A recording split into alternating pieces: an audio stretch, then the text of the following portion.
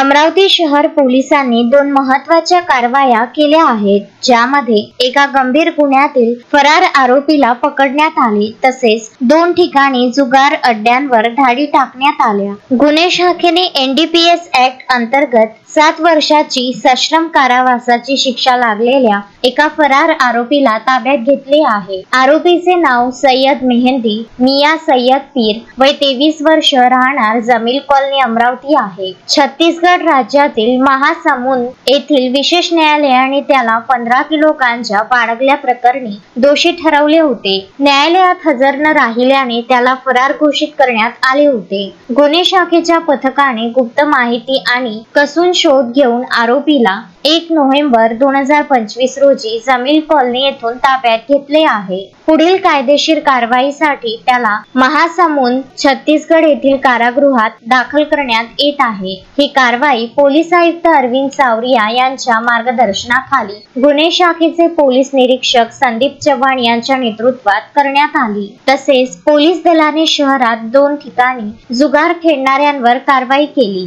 1 November 2025 रोजी दुपारी 12 वाजता तुळशीदास उर्फ बंडू बर्डे, वय 47 वर्ष, राहणार पंचशील नगर याच्यावर जुगार रेड करण्यात आली, ज्यात एकूण 1610 रुपयांचा मुद्देमाल जप्त करण्यात आला। या प्रकरणी पोलीस स्टेशन नांदगाव पेठ येथे गुन्हा दाखल करण्याची प्रक्रिया सुरू आहे। तसेच रोशन खांडेकर, वय 40 वर्ष, राहणार जेवडनगर याच्यावर वरली मटका साहित्यासह जुगार रेड करण्यात आली। यात एकूण 2610 रुपयाचा मुद्देमाल मिळून आला आहे। त्याच्यावर पोलीस स्टेशन राजापेठ येथे गुन्हा दाखल करण्यात येत आहे। शोएब खान, विदर्भ न्यूज, अमरावती।